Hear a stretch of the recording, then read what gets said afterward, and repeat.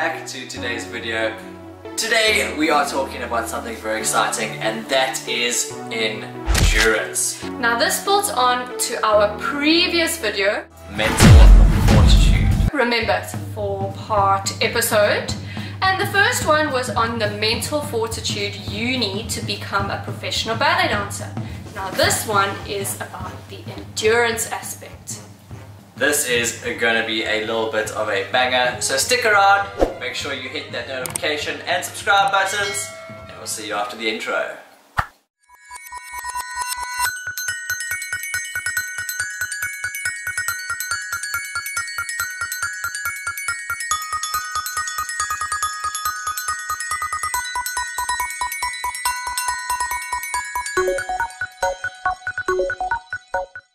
So today's topic is all about endurance for ballet, and this can be broken down into two main parts. One is mental and the other one is physical, and a lot of the things that we do in dancing are connected. The first one we're going to start with is pain and injuries. Now you might be wondering, how does this affect you mentally? Well, let's actually first talk about the physical aspect. Now when you are injured, you are obviously in pain, and it is quite uncomfortable to be in a lot of pain, and to get through this you obviously have to see a physiotherapist or a physical therapist depending what you have available to you, and you need to have rehab. Hopefully you don't need surgery, but this does happen where you need surgery. So once you have got all that sorted out, you're doing your rehab, you are recovering, that is when the mental issue kicks in. And this can be really, really detrimental because of course you are now in pain, you can't do what you love, and you have to watch everyone else doing what you really want to do. I have a lot of experience in this because, as you know, I was injured for 3 years. And I found it really hard being married to James. He was still dancing professionally every single day, and I couldn't do this. And I would go watch performances because, of course, I want to support my husband. I want to watch him perform. I want to see him dance. But it was really hard to watch these performances and not be on that stage, because as we spoke about previously, we all dance so that we can perform on stage. Regarding injuries, I had an injury in my back, and this put me out of dancing for about 1.5 years, 2 years, and I was unable to dance, I was unable to do anything. And when I was coming back during the rehab process and all of that, I would actually go and swim in the swimming pool, and it was a process of the first day I would do 1 lap, and it was hard, but I got the 1 lap done, and every single day I increased, and I would tell myself while I was swimming in the water, I will be a ballet dancer. Every single stroke that I did, and it was like a mantra, it was like a motto that I said every single time, and that kind of endurance to get through and push through those barriers gave me the strength to get to where I am today. So James, how do we get through this? Well, as in the title of the video, endurance. It is something that you just have to endure. Yes. And you have to grind through. You just gotta let time go by.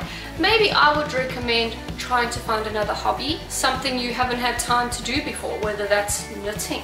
Or what I did is I like to learn how to jewel up things, like I had a pair of shoes and I bedazzled. So it was really something that took a lot of time, and it took my mind off missing dancing so much. So exactly like James says, you just gotta endure it, let time go by, and then eventually you will be back dancing. Exactly. Another thing that we need as dancers definitely is stamina. Now, stamina is also can be broken down into the mental and physical part. Mentally, to get through class and a full day of rehearsals 6 days a week, every day, can be really tiring, and you can get really worn out. And that is where that kind of endurance comes in. It comes in when you find the little things that you can eke out every day to give you that extra bit of relaxed time or that peace of mind. you know, because you are doing the thing that you love the most, but you are very tired. It's very tiring, exactly. So whether that is finding something throughout the day that you enjoy at work, whether it's a specific rehearsal that you enjoy doing, you want to look forward to that, or it could be lunchtime, it could even be going home and watching your favorite television program. I think that is something very important, something to look forward to get you through the day. And the physical part about stamina is when you have a performance, you have to have endurance. Exactly. Because you are doing a dance for a performance for an hour and a half, 2 hours sometimes, and sometimes you're not just doing one roll, you're doing 6 rolls.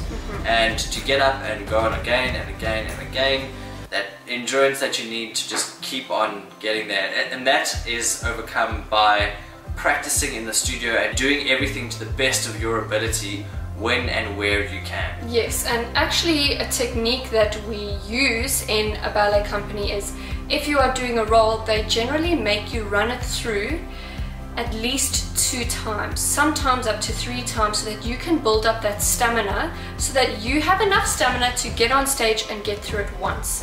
Now this was quite difficult, I think, especially in a role for me when we were in the Universal Ballet, Snowflakes in the Nutcracker.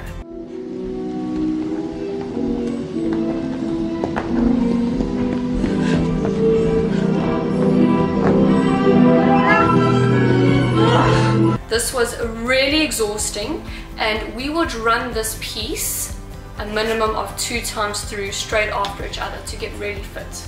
So exactly like James said, you just got to endure it, you just got to do it, and eventually you will actually get stronger and you will get through it. Exactly. And another thing, if you haven't watched our healthy diet for ballet dancers, watch that video, because a healthy diet is going to help you get through the physical endurance. Exactly.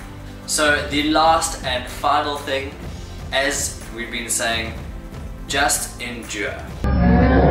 It's very, very difficult as a dancer because there's so many different pressures that you have on you from your colleagues, your ballet masters, the audience, also all the different pressures that you might put on yourself. Exactly. So maybe you are trying to work on something. It could be, for example, you want to do triple pirouettes, you want to get your legs a little bit higher. Now this doesn't happen overnight, and you got to keep practicing to get this right and get it to where you want it to be. So this is where the endurance comes in. You just got to keep doing it, endure it, let time pass, and then eventually you will actually see the progress in yourself. But during this endurance process, you should not be too hard on yourself. You're going to have some days, I know we all have good pirouette days, we all have bad pirouette days, and usually when you're working on your pirouettes, it has to get worse before it gets better. Actually, even when you're trying to get your legs higher, it has to get worse before it gets better. Exactly. So don't be too hard on yourself. And also, continuing from our previous episode, where you have to have the mental fortitude when you are going through this endurance and trying to improve, you might be worrying what people are thinking about you. I know this is something I let get to me because I always was never the best at pirouettes, and I always felt embarrassed to practice them in front of people because I was so worried what people were thinking, like, oh, she can't pirouette, oh, she's not good at pirouettes. So then you just gave up. Then I didn't practice in front of everyone, because it's not often you get the chance to have a studio to yourself to practice in.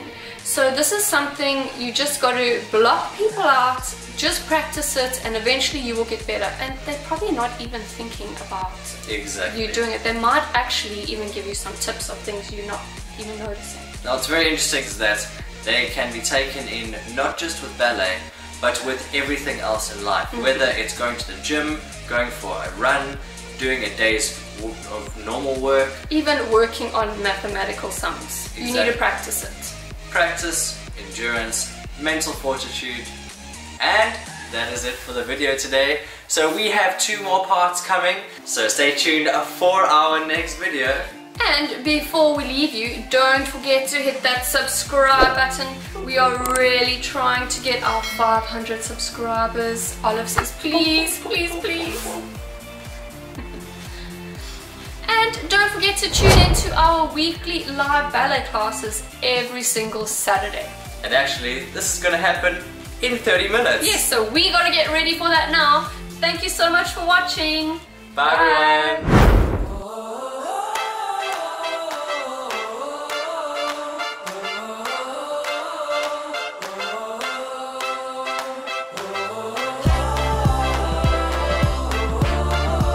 Hi everybody. Welcome back to Ballet Express. I said hi everyone, you said hi everybody.